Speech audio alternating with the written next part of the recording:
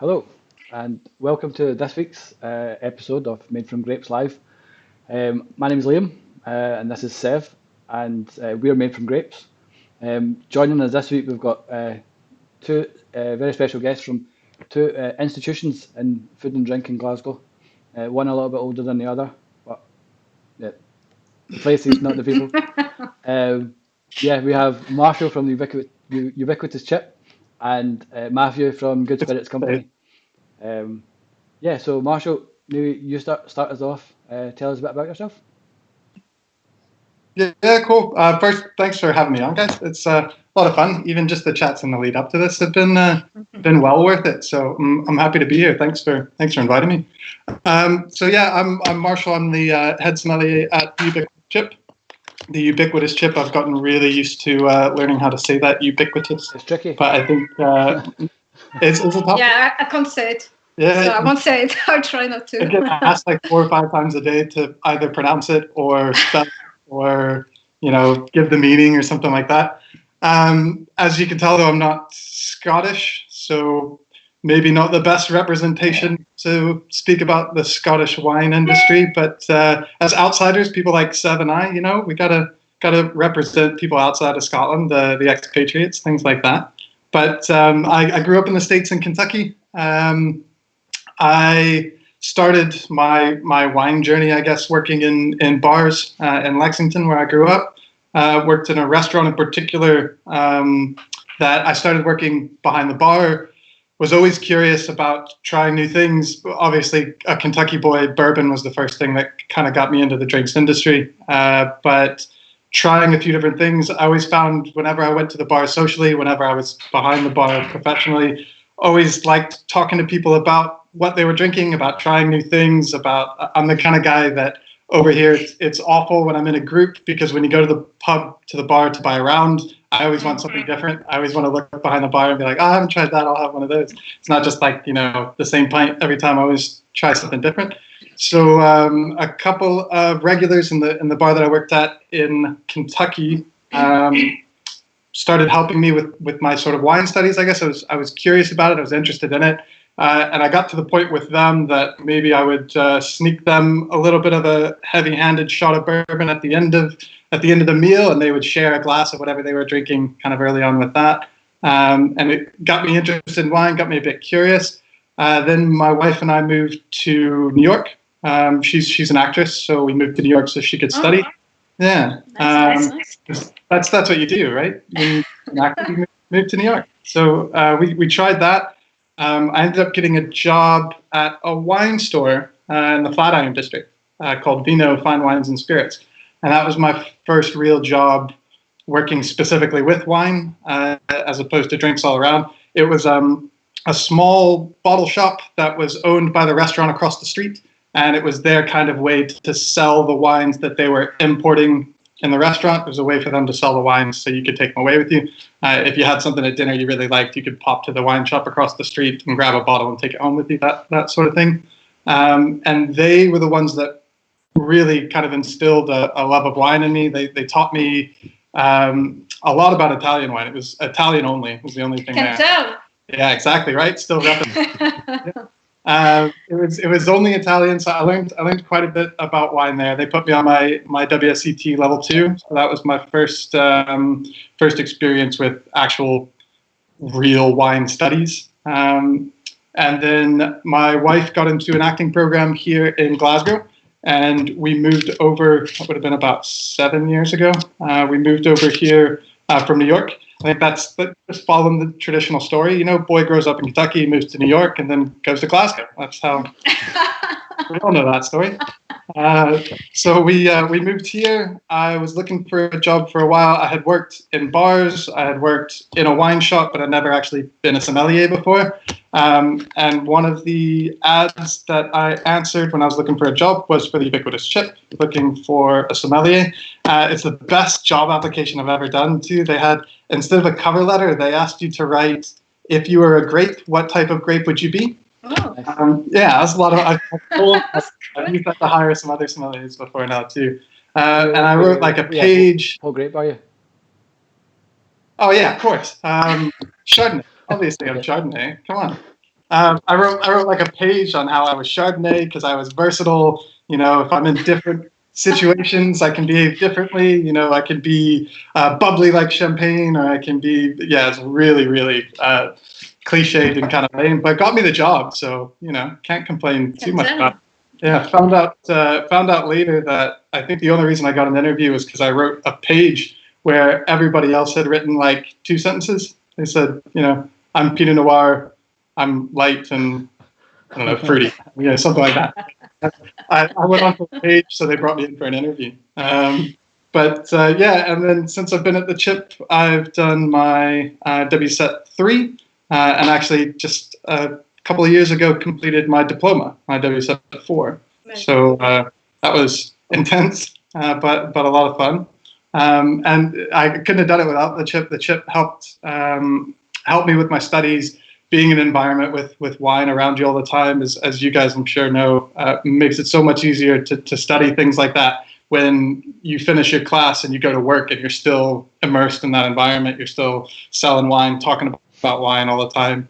It was a lot of fun to go into work after a class and be able to say a fact that I just learned that day while I was studying. Say, well, I was studying today and I found out that, Pinotage is a cross of Pinot Noir and Sanson, something like that. Just one of those little things that you can kind of throw out and go, yeah, it's lovely.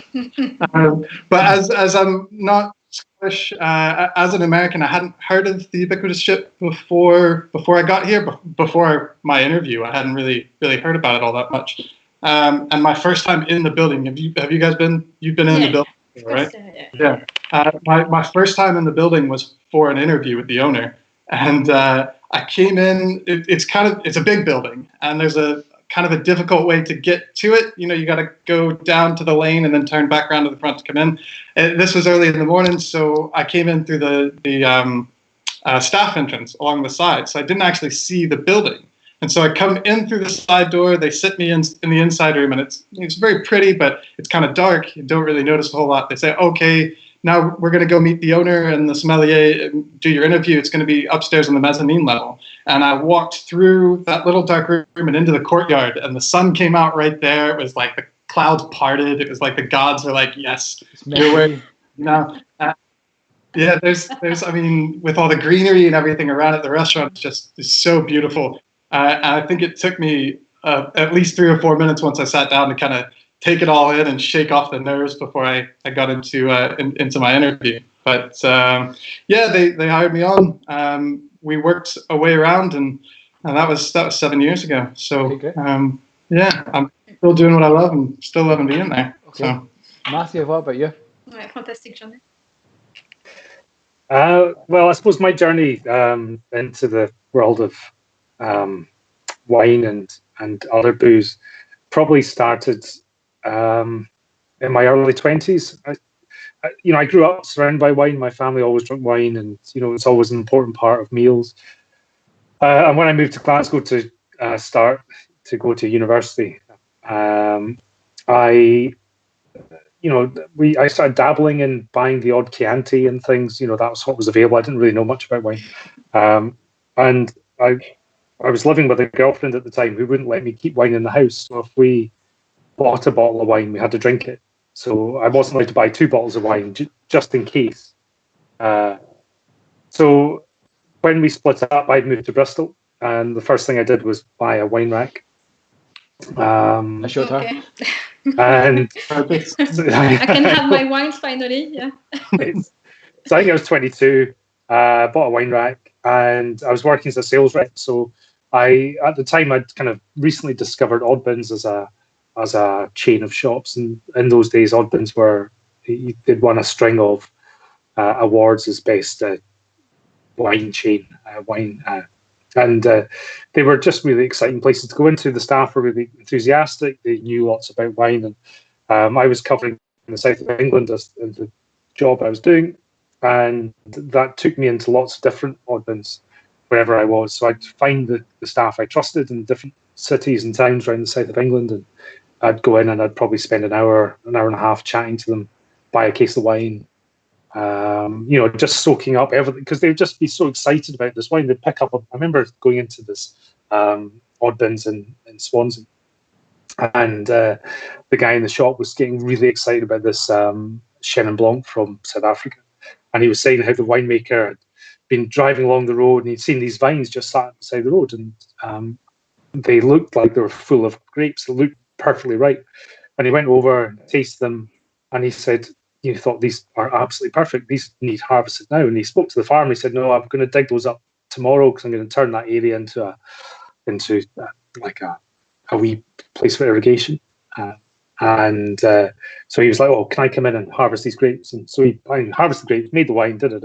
It was just such an exciting story that that really kind of grabbed me and made me feel kind of part of this kind of secret world that wine was. These stories that it's not just about the wine in the bottle, the liquid in the bottle. It was about the people and the place that they're from, and how you can have things that are one-offs or just you can never ever taste again. But anyway, that after spending a few years as a sales rep and traveling around and just really listening and trying to soak up what I could, I eventually, after a spell in Australia, came back and lived in Glasgow and managed to get a job eventually with Oddbins. Sadly, it was just after they got taken over by Castell, and that was kind of the slow kind of slide into just mediocrity. Sadly, I hate to say I was anything to do with that, but I just felt that like what was exciting about the brand that slowly started kind of pulling away at. And I think we're really lucky in Glasgow that when I worked for Oddbins, there was amazing depth of staff. The quality of the staff that I worked with, the guys in the other shops were so knowledgeable, so enthusiastic about wine, and so passionate that it was a really great environment to work in, even if the kind of wines were slowly not as interesting. But the environment was really good. And I worked with Oddbins for 7 years. Eventually, I was managing the city centre store on Mitchell Street, which is sadly now closed. And in my journey through Oddbins, actually, I met Shane, who's my business partner. We kind of were the management team in a shop in the south side in Clarkston. And when we worked there, we both did our WCT level 3 together the same year. We both won. We won awards for that in the same year, which was great. There's only 4 Oddbins that year that won anything, and 2 of them were in the same shop. So I think we realised we both had a passion, and we both really cared about interesting products and selling nice stuff, and really trying to share that love of things with other people. So eventually, we left Oddbins and set up the Spirits Company. And at the time, we kind of felt it was 2011. We kind of felt the supermarkets had kind of killed the wine world in a way. The independent shops in Glasgow, the Oddbins were kind of felt like they're on their last legs. We kind of felt that there wasn't really any room for an independent wine shop. So when we opened the Good Spirits Company, we focused on really just spirits initially. And as that grew, we managed to find that there was a unit came up around the corner, and we realised that was a great opportunity to start getting back into wine and reclaim that excitement that we once had for wine. So that's kind of where we were. So we opened the wine and beer shop about 4 years ago, and then we took over the old Peckinston Rye and Clarence Drive about 3 years ago. So that's wine.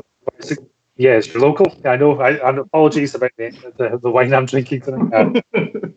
It's been just really just been lovely to get back into that world, because dipping my toes into spirits, just this whole world of spirits exploded in front of us, and it became a really exciting place to be for us. And then when we got back into wine again, suddenly wine had changed. It's really it's like seeing new wines that you've never seen before. When I worked for Oddbins, Sicilian wine was all about bulk wine and nothing really that exciting coming from it. But now suddenly there's Sicily's a really exciting place to find wine, and there's really interesting things going on. And same with lots of other parts of the world. You kind of think nothing ever changes, and then suddenly you don't look at it for 3 or 4 years, and suddenly it's changed from all recognition. It's just a brilliant time to be in the wine trade. Okay, great. Sev, why Yes. don't you set us up for tonight's theme? What do we mean by indigenous grapes? Wow. Okay. I'm always getting the question. Yes. So, I mean, indigenous or autochtone or, native grape variety. I mean, what I can say first is, okay, I'm sorry, Marshall, but you talk about your Chardonnay, you are a Chardonnay, and this is what we've been drinking for last, let's say, 50 years or so, the Chardonnay, the Cabernet Sauvignon, and the Sauvignon Blanc, etc. And this is what we call the international type grape, or the mainstream grape. Viognier also is part of it. What happened, example, with Viognier? Like in 1960s, actually, it was almost like gone. And Viognier is actually like Chardonnay, like Cab Sauv, wines that grape variety that helps to produce a lot of wine. So it's mass production, more to the quantity than quality. But why we came into that is during the phylloxera, late 19th century, wipe out everything, gone. 70% of the vines in Europe disappeared. And the winemakers, the farmers, they had to come back to survive. And they realized that those grapes were going to help them to come back to life, to having their money back, and, to produce wines. Indigenous grape, autochtone grapes, are the opposite in sense that they are coming from one terroir, one area, where you think about autochtone grapes. Okay, we talk about a travel in time, a place. And so it's like centuries or millennia. So think about Georgia, Saperavi grape. Think about Greece, Assyrtiko, Malagousia.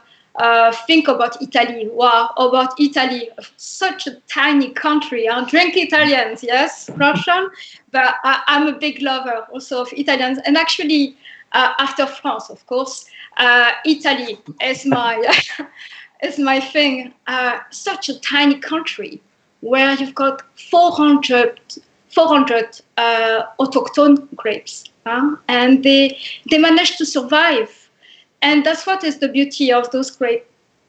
Why it's been difficult for them to stay around of us for the last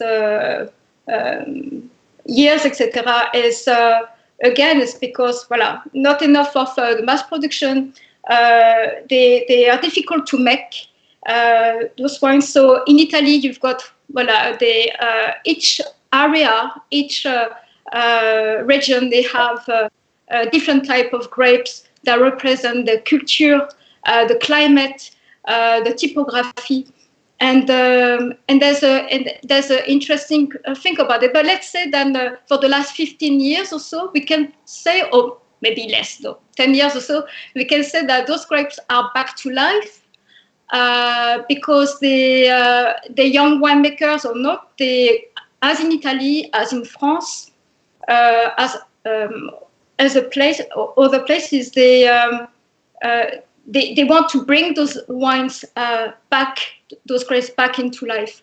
And when you see about the climate change, when you look at last year, there was a winemaker in Bordeaux, and he was telling me that they reuse Terret grape. Terret grape, it's actually a grape variety from the Languedoc that was used especially in the 19th century, and it's a proper grape that can cope with the heat, and so they decided, okay, let's reuse that. So they just do a hybrid, so having the base of the root as a Terret and the rest Cabernet Sauvignon, etc., and see how the vines can survive. But Liam, you were telling me last time about in Bordeaux you heard that they were using Touriga Nacional from Portugal. too. Wow. Yeah. Okay, so that's going to be interesting, isn't it? But that's the thing. I mean, the people adapt. The thing is, what you understand with autochthone grapes or indigenous grapes is they are resilient grapes. Then they've been here, so as I said, for centuries and millennia, and let's not try to forget them. They are unforgettable grapes, and this is why we're drinking tonight. Okay, So cool. yeah. I should have mentioned at the start actually that if anyone has any questions for us, to put them in the chat. Yeah, hopefully we should be able to cut off an answer for you. But yeah, if there's anything you'd like to know. If not, we can answer. That's all right. Okay, Marco, why don't you tell us about what you're drinking tonight? Well, I'm drinking. Well, I was really excited when Seb told me the topic, or when we agreed on what the topic would be, because it's you guys can maybe relate to this, but as a wine person, one of my favorite things to do is to taste a wine made from a grape I've never heard of before. Like a lot of people, when they get into this industry, they want to project that they know everything about everything, and they want to be quite pretentious and exude this air of knowledge, whether it's earned or whether they have it or not. That's a different thing. I think I'm still too eager just to learn about wine and to try new things. It's that same thing that got me into wine. So when I go to a wine bar and they say, you have to try this grape, it's made from Malagousia, or when my wife and I went on our honeymoon, we went to Santorini. So Etna Nice. is very, very close to my heart. Trying things like that, saying, try this wine, oh, that's really lovely, it's nice and big, blah, blah, blah. What's it made from? And they say a grape you've never heard of. It's like, yes, that's what I want. This is indigenous grapes no one else is making. I really, really want to try that out. But I don't want it to seem like we're bashing, Cabernet Sauvignon or Merlot or anything like that. It's just, I think, as Seb was saying, it's become very much an old world kind of new world thing. When the new world places outside of Europe started getting onto the wine scene, they started using grape names as their kind of commercial sales point. They started making a bigger deal out of some of the grapes, whereas in the old world in Europe, it was more about where it came from. And it's something I always loved about Italy too. I hated that I first started learning about wine focused on Italy, because there's so many grapes. There's like 1,000 different indigenous Italian varietals.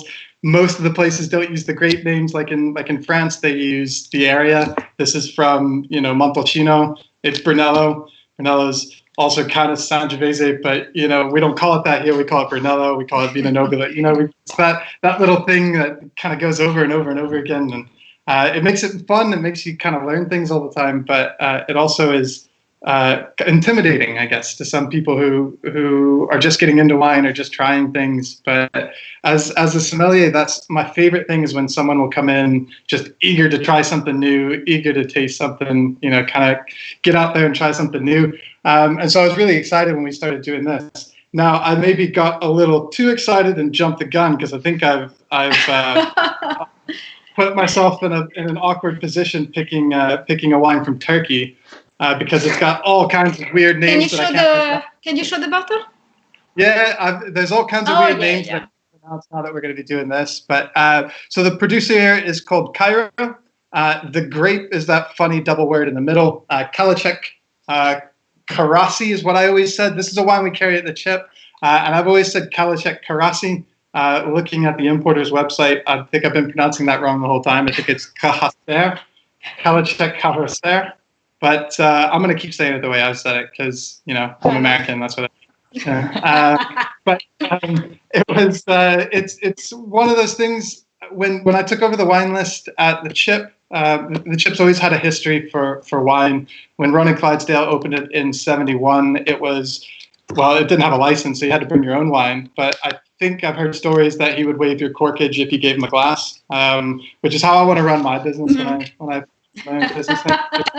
But Ronnie was a food guy. He taught himself everything about wine while he was working, which again is just, it's kind of cool. Someone gets so into it, they start teaching themselves. But he was focused on the classics mostly. And I mean, in the 70s and 80s, the classics, we're talking France. So this is your wheelhouse. But it was all, famous Bordeaux chateaux and famous Burgundian clos and things like that. All the really famous stuff. We still have a few of them in the building actually since I've come in. There's a couple of things that are still sitting there. As I said, one of the things that interested me about wine is everybody makes it to me all the time. Oh, sorry, can you? Yeah, someone's buzzing. There's Someone's a buzzing, problem, yeah. I think it's fine now. Yeah, it's Yeah, gone. it's gone now. Yeah, it's gone now. Oh, come on, there, guys. Come on, just phone. Turn your phones off. Be professional. Check my phone real quick. Yeah, On your okay. But no, when I took over the list, it was very well represented in all the classic regions and a lot of the big name things. But what I think my little touch that I've added since I've been curating the wine list has been to bring in some more unusual things, some more unknown places, some indigenous grape varietals, maybe from places you wouldn't expect, and that's what led me to this Kalecik Karasi. Was the first time I tried it. I've had Turkish wine before. Have you guys ever had Turkish wine before? Yes, yeah, Right. but few years ago, yeah. Yeah, but they're usually like these really big, bold, inky, tannic, high alcohol, just these really massive wines. I mean, Turkey's a hot country for the most part, so you can understand why that would be. But I was hosting a wine club at the Chip, and it happened to fall on Thanksgiving. So I talked the chef into making one of the courses with the wine club turkey, and I thought, how clever. I'm going to find a wine from Turkey to pair with the turkey, and this is going to be great. Nobody thought it was funny. It was a big flop, but the wine was. So I talked to one of our suppliers who I knew did a lot of the more unusual kind of things, and I knew he had some Turkish wines in, but I hadn't tried any of them before. And I said, look, I'm looking for a red. I'm looking for something from Turkey, something to go with turkey. So white meat needs to be kind of lighter bodied. Is there any chance you've got something like that, or am I better off doing a white? And John Harris from Halgarten, Matt, you'll know John. Yeah. John actually said, yeah, you will too. John said he's got just the one, Kalecik Karasi, indigenous grape varietal. I was still not sold on it. He kept telling me it was so light and so earthy and so Pinot Noir-like, I think is what he said. I wasn't convinced until I got the bottle in and tried it, and it was amazing. I don't know if you guys can tell on the camera. Wow. Okay, yeah. Color on that, it's lovely. Really light and pale, but still with some structure. There's some tannins on it. It shows those. I get the Pinot Noir reference or comparison because lighter in color. It's got some of those red fruit flavors. It starts to show those kind of earthy forest floor things we talk about with Pinot Noir all the time. So got that one in, went brilliantly with the turkey dish, and I loved it. I was so excited. I put it on the list from there, and it's been kind of one of my favorite hidden gems to go to on the list to sell people at the Chip from then on. But the vintage we had in was 2015, which is what this is now. But this was probably 3 years ago at least. So it was very fresh. It was very vibrant, very young. The thing we have on the list right now is 2017. So I've seen the changes in vintage. When I got this at Good Spirits, Matt, you'd be happy. When I went in and saw that they still had a 2015, I was really excited to try to see how it's kind of developed and how it's aged. It's actually, for being almost 5 years old, it's still remarkably fresh. Lots of really kind of sharp cherry notes. There's this nice kind of bitter kirshy finish to it too. I know cherry and kirsch, but lots of red fruits. You get some forest floor. There's a bit of bark. It's been lovely, and I'm glad I opened it before we did this because I've noticed it kind of change a little bit since we've been here. And I'm really excited about it too. So happy to have it. Nice. Yeah, sounds great. Matthew, what about you? What are you drinking? So I'm drinking an Etna Rosso. Are you now? Yes, I am. You bring it a little bit closer there. It's a little. Mark, do you know this one? one? Blurred out in the background there. You cover your face. Over your face. In front of your face. Over your face. You can't see it. It's okay. Sorry, you want me to I've linked to it underneath the video anyway, so if people No, it doesn't work. you can have a look underneath. So, it's an Etna Rosso from Setteporte. My pronunciation is appalling, so apologies.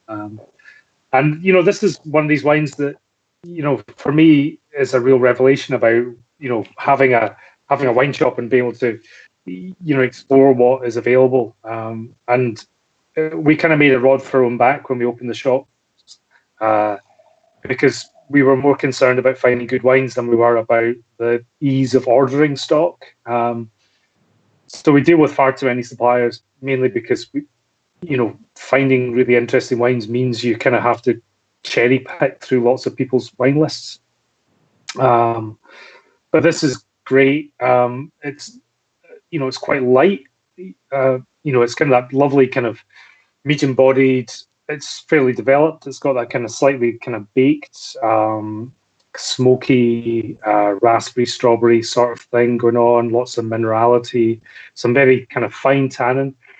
But it's very, very drinkable. And when I was reading about this wine earlier, and they were saying that a lot of wines from this area were used to bulk out or to give a wee bit more backbone to some Burgundian wines and some wines from north of Italy and things. And you think, well, they've got the right color, they've got the right flavor profile, they've got a bit more, slightly more weight and structure, but it's a really lovely wine. And you can see why justifiably Etna is becoming quite an exciting region in Sicily.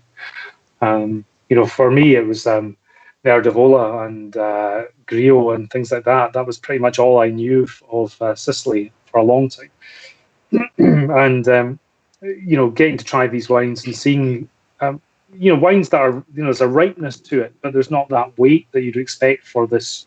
Much like you were saying that,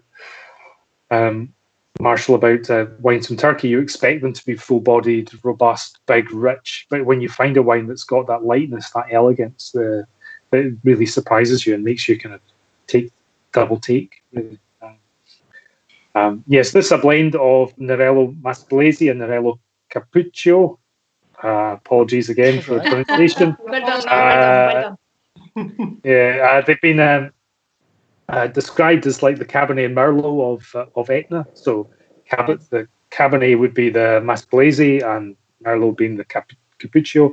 And I suppose the reality is that the Mascalese gives you the structure, and this wine's about 95%, or so I can tell. There's I can't find any information about the 2015 vintage. The 2016 is 95% Mascalese and 5% Cappuccio. And so I'm going to go with that and just hope that's roughly how it works.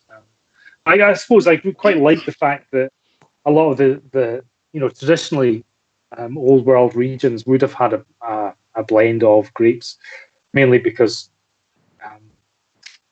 climate can be variable, and some years grapes ripen at different times, and giving people the opportunity to blend in other grapes makes for better wines in the end, I suppose. I tend to drink more old world wines, and I think this is exactly why I drink lots of old world wines, because this is brilliant. Okay, let's see the color on it too. Is it a little pale? Oh yeah. Oh yeah. See, I always found Etna gives you some similar wines to. You said Bordeaux. It reminds me more of Burgundy, I think. Or I was Burgundy. Okay. Yeah. It always reminds me of like a better value Nebbiolo. Like you get something similar in style to Barolo, but you can get it for usually a better price. Yeah, I love it. Etna was the first wine I had that made me want to work in wine, actually. Oh, really? Again, soft spot in my heart. Yeah, and you stole it from me, Matt. Sorry. That's what happens, though. I think if you'd got in first and said that you were drinking this wine tonight, I would have had to drive into town and have a hunt around the shelves for something else. Okay. That's an essential trip outside the house, right? Going to the wine shop, that should be an essential trip, I think. Yeah, they're essential businesses, yeah. Well, yeah, it's about mental health, Mental health, there we go, yeah. Okay, I'll go next. Yeah. And Liam, what are you drinking? Zweigelt. So it's from Claus Preisinger. Don't know if you can see it. No, it's quite not light. bad. Yeah, so it's 2018. It's from Burgenland in Austria. It's actually from like just next to a lake in Burgenland, and I don't know how to pronounce it properly. So wait, hold on a second. Neusiedlersee.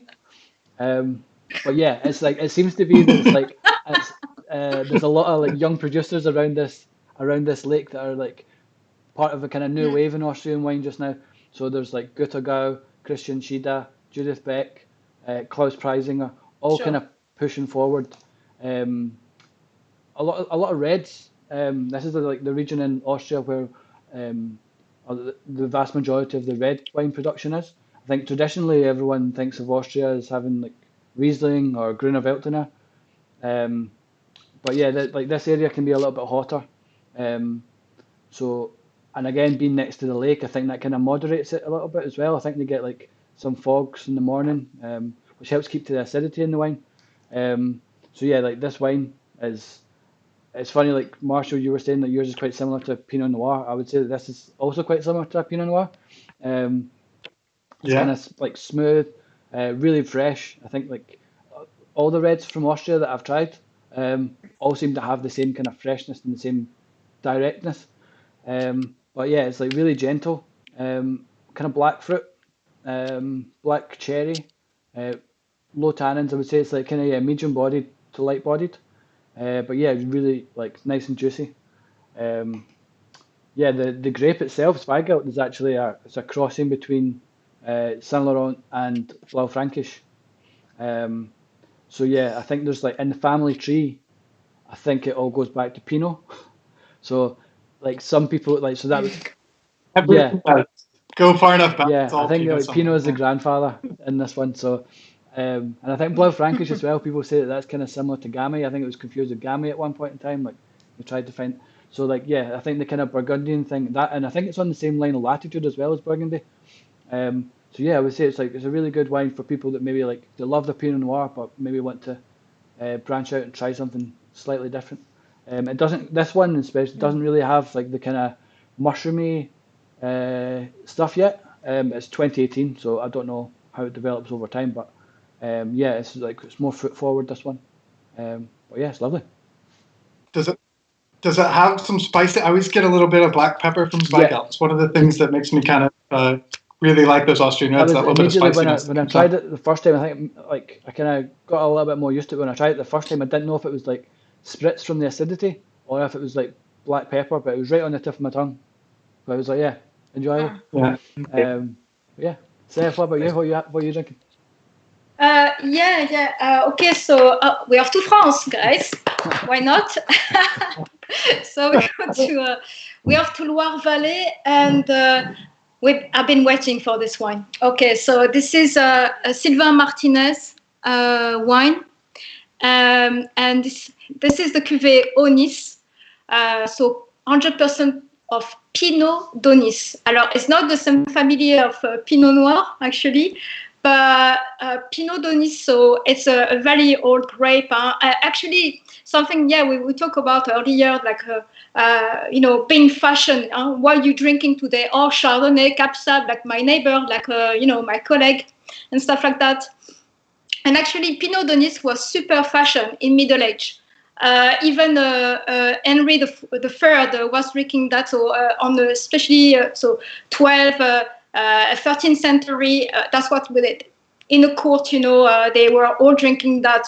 Kings and queens and etc. So very very special. So we are between Angers and Tours, and Sylvain Martinez. Okay, so do you remember Liam? We met him at La Dive Bouteille, and so we were trying to hunt, we were on a hunting process, try to find the little gem there, and surrounding by Radicon guys, so Sacha Radicon and Ganva, and big names, and we saw his wines, his bottles, and the guy.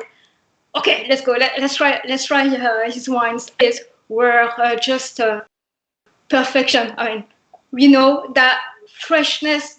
What I love into wine is really high acidity, but the fruit is perfectly harmony in the wine, and I can tell that this is what happened again for this one. So Pinot d'Onis is origin also, so are born, in Janières-Alluer, so between Tours and Angers, and so it's more Tours area, a northern part of the Loire Valley, and here you've got, let's say, the kind of like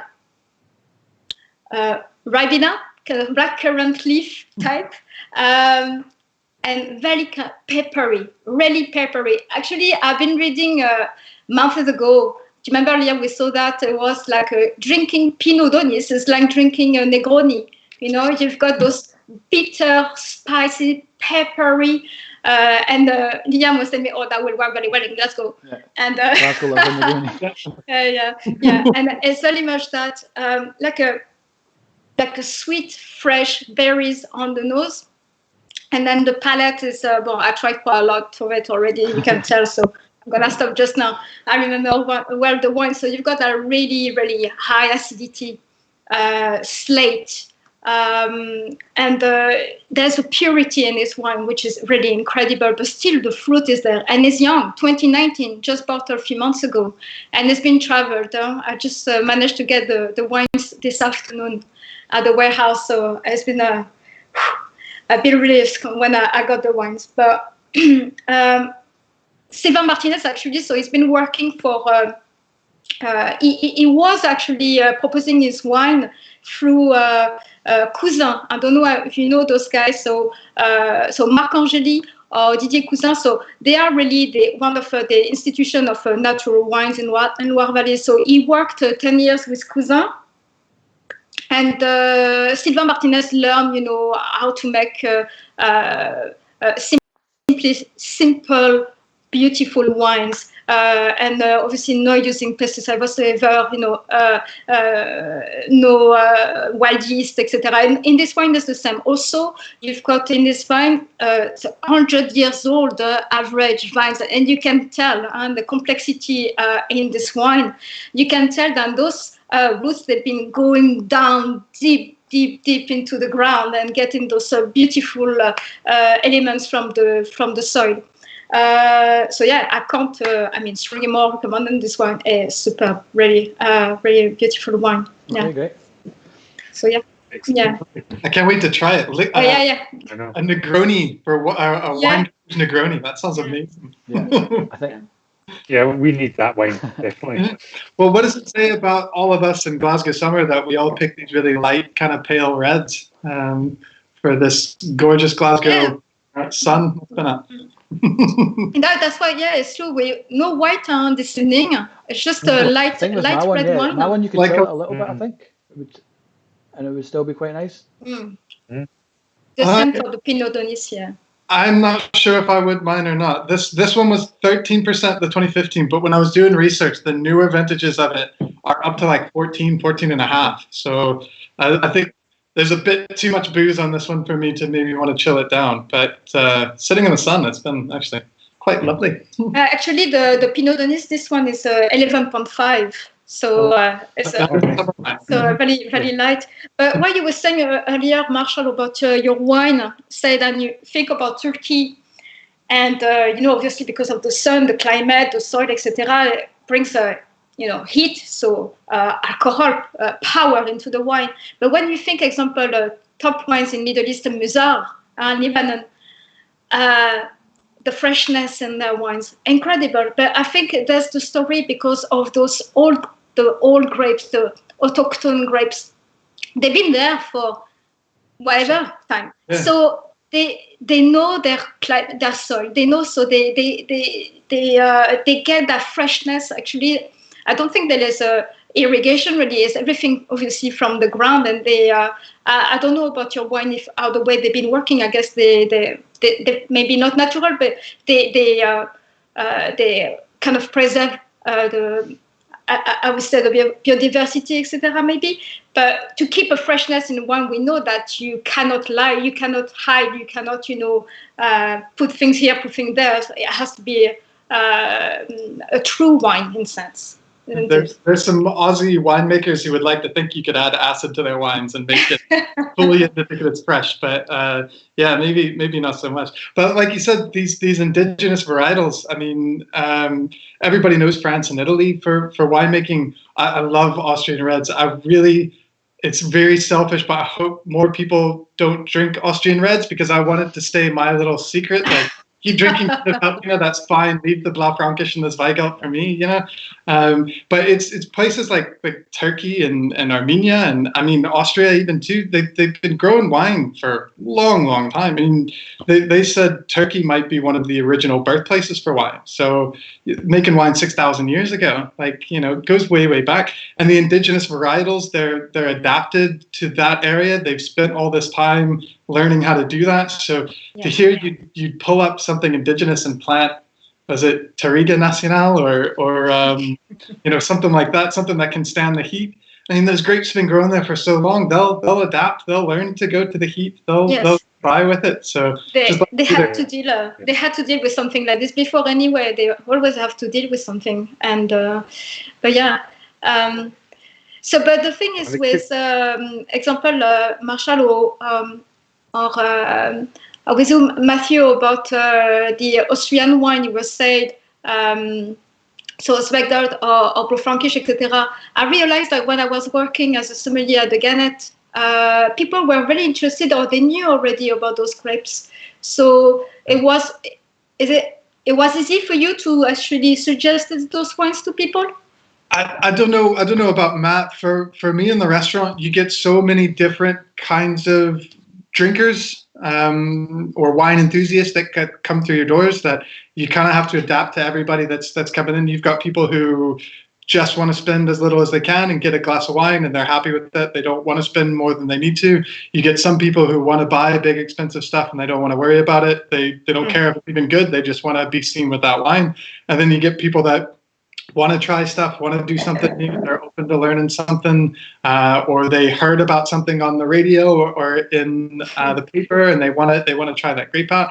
I found with Austrian in particular, Austria had a bit of a shaming for some of their particularly red wines for, we'll say, adulterating their wines, kind of in the 80s. And I've had a lot of customers who are still a bit skittish about going towards Austrian reds because of the reputation that they'd heard about them kind of growing up. So it's always fun. It's something it's the only thing I don't miss about working retail, Matt, and that is that in the restaurant in retail. So when I worked in a wine shop, you recommend something to somebody, you talk about it to them for a while, you convince them, they buy it, they take it home. You might not see that person again. So you don't know if they liked it. You don't know if your recommendation was spot on. You don't know if it worked with what they did. I love in the restaurant being able to talk through, discuss, negotiate. This is what you're going to do. Cool. Let me get it. And then you get to pour the first taste to be like, what do you think? Did I lie to you? What do you like? How do you find it? Send it back. Yeah. You get to see that range of emotions. And then, throughout the meal, you get to see it kind of change and you see if they're enjoying it more or how it's going. It's something I love most about restaurants that I don't miss at all from retail. But one of the few things. Well, I've never worked in a restaurant, so I've never had that experience of recommending wine and then watching people drink it. But I love when people come back into the shop having said that wine was amazing, or of course, coming back and giving me that feedback. It's so important just to give you that validation of making sure you're doing the right thing, or even coming in saying it wasn't quite right. So then you find them something else, and that does work. I think that's the. Sorry, I've got a question here. Part of the job, So I've got a question here from Susan. I think it might be good if you answer it, Matthew. Or even everyone can join in, I suppose. But so many people in Glasgow are now excited about and looking to try indigenous varietals. But what's your best advice on how to encourage old-fashioned traditional wine drinkers to try them? Is there anything that you would do in the shop, or? I think really what you'd say is you go in and speak to whoever's working and say, this is the sort of wine I like. What have you got that's like it but different? That's not something I would have tried before. So it's really about going in and kind of laying your cards on the table, saying, this is what I like. This is the sort of wines I normally drink. What's a way into something different? I want to be surprised, or I want to try something that's going to be, if they say, I like Northern Italian reds, well, try the Etna Rosso, or try, something else. You're looking for that kind of lightness. Even a Blythe Frankish, where you can get that lovely light, soft, juicy style. Maybe it doesn't have the structure of Northern Italy, but it's got, some of that lightness and or people like wines from Burgundy. But I suppose it's just finding that way in, and we're finding that, in our Clarence Drive shop at the moment, we're only doing counter service. So people are coming in, instead of being able to walk and look at the shelves and look at what that's there. And often people might just look for things that they feel familiar with. They're having to ask questions. They're having to say, this is kind of what I'm looking for. And then I think they're probably getting quite a different range of things recommended to them that they wouldn't normally get, which is actually quite empowering, I think, because suddenly they'll be trying new things and having other things offered to them. So I'd say, anytime you go in, always, start a conversation, try and get to know whoever's working. Let them know what you like. Hopefully they'll be able to say, right, try this. This is great. This is in that wheelhouse, but it's probably something you've never tried before. It might be from Turkey, it might be from somewhere else in Eastern Europe, or some region of Italy or France or something. But yeah, so it's always. I love that.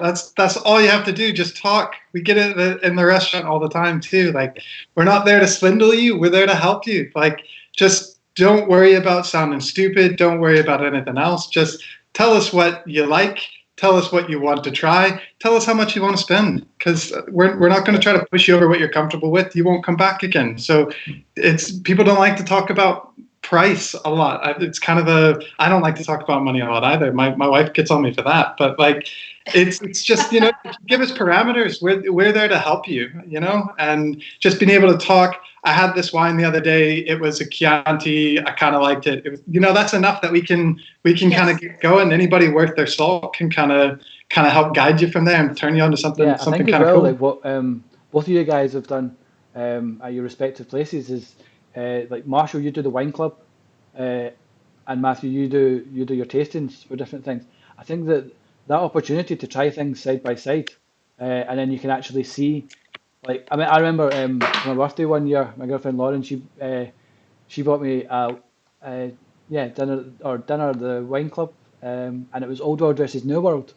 So even just doing that kind of side by side comparison is just like, at the time I hadn't been exposed to that, and it's also a way as well where you can try things without having to commit like lots and lots of money and lots of time as well, because it's like, you're not going to open 6 bottles at once, or well, maybe not everyone. Yeah. Well, that's why I believe so much in 125 ml glasses too. Don't buy 125. Yeah, you knew I was going to bring it back up, Liam. I was biding my time.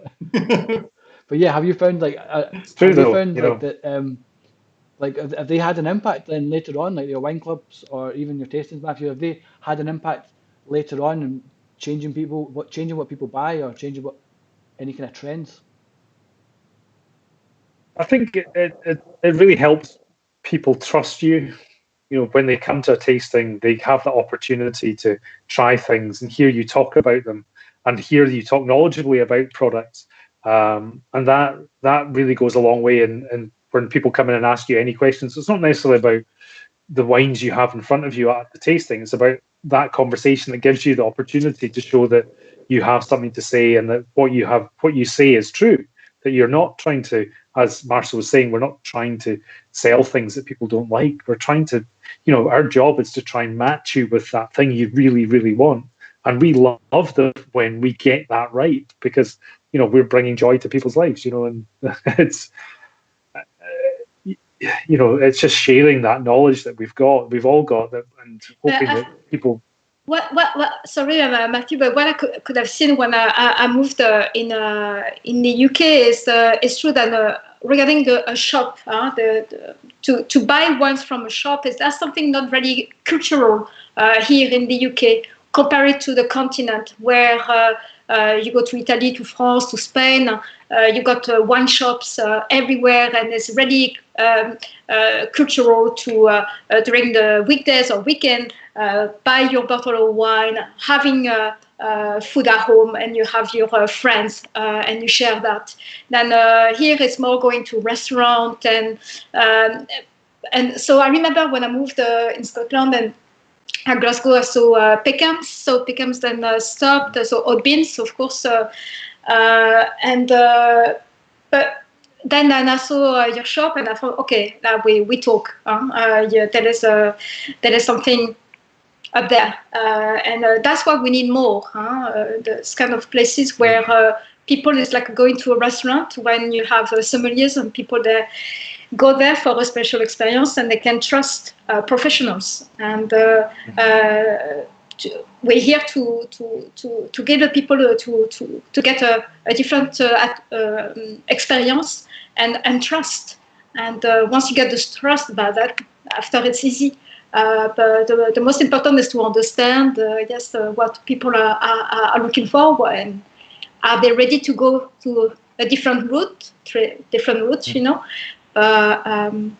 But so that, I think it's great about Glasgow, because there is a really a willing. There's people, they really want that, and that's why also with I think with Liam, that's why we wanted to do this live. It's just like seeing, and for a few years Glasgow was started to ready to go into wine ready, and just want to carry on to make sure that we when hopefully the restaurant gonna go back, Marshall, the people go back to your restaurant, and yes, and try that fantastic list. The first time I've been, one of the first restaurants I've been when I came to Glasgow was your restaurant, and I was like, okay, this is the Bible, this is the real style, you know, like. And but it's fantastic. It's an experience. There's something special about it. And but yeah, sorry, just my. Well, it's a lovely place, the Chip. It's such a lovely place. It really is. But as someone, you know, this is my adoptive city. Coming from the States, you kind of like. You hear about Scotland, and you know Scotland likes to drink, and you don't really hear too much about them being very discerning with their drinking. They're kind of indiscriminate drinkers, was the reputation that I heard when before I came over. But it's been, I feel like I came to Glasgow at a really interesting time, because I feel like when I first got here, it was just the wine scene was really starting to get kind of emerge and start to move a little bit. And since I've been here, I mean, it kind of says something that the other two shops that Sev mentioned there, Peckham's and Oddbins, are both kind of on the way out. Peckham's is gone, I think now. Oddbins is kind of on the way out. And, you know, people, the independents, people like Good Spirits and Valhalla's, you know, they're thriving. They're doing really, really well. And it's because they've done the same thing, Sev, you guys are doing with your importing, the same thing we do at the Chip, finding more interesting things, getting more passionate people to talk to you about them, and bringing in the clientele, this growing clientele that Glasgow now has for people who are into wine, people who go to Bar Brett and spend 20 quid on a glass of wine, you know? Like, that's not something before I came, even living in New York, before I came to Scotland, I wouldn't expect Scotland to really kind of be a place you could do that. But it is, it definitely is. Okay, I think we are almost out of time, so yeah, I think. Yeah. Is that an hour? Oh, come on. There's more questions? No, we could do another hour. No, okay. Yeah. I still got half a bottle. I've still got wine left. But what can we say about autochtone? It's not like a alternative, proper mental set of Glasgow, no? Do you want to say something about earlier? Yeah, when we were discussing earlier, I was like, homebred Glasgow. Brought up, around bands and stuff. My friends were all in a band, so kind of went about with them, and yeah, that's the way I see it. Is like all these like kind of you can have like your mainstream grapes who are like the kind of big worldwide pop acts, like I don't know, U2 or someone like this. But then you've got like, but then you've got like your kind of smaller niche guys all over the place. And it's just like, it's quite fun just discovering new music. It's fun discovering new wines, and with wines especially, like as you were saying earlier on, Matthew, every wine's got a story. So you're not just like learning about the wine, you're learning about the story, you're learning about the history of the place. So that was my kind of crude analogy, was like linking it into Glasgow music. Yes. Well, with Sev too, when you can throw in a story about how you met the winemaker and the chat you had with him, that gives that little bit of extra personality to it. Oh, he's a really nice guy, yeah. Okay, yes, right, yeah. we'll leave it there. I thought hopefully we can get you guys back on again, because we've still got loads to chat about. But yeah. I don't know. I'm in demand, Liam. I don't know. Okay, check with Halifax. Okay, great. Yeah. So I've left all the information of all the wines that we were drinking underneath the video. I've tried to do Google Maps as well, although with Marshall's wine and with Matthew's wine, they weren't on there. So I've done it to the town, or kind of approximately where the grapes were grown.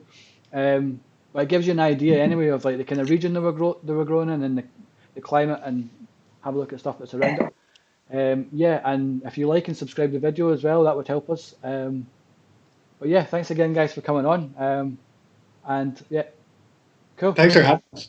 Yeah. Thank you, guys. Great. Yeah. Yeah, thanks very much. It's been great. Cheers. Yeah, it's been good fun. Okay. Yeah, we need to do it again. Okay, thanks everyone. We'll see you next week. Bye. Bye. Bye-bye.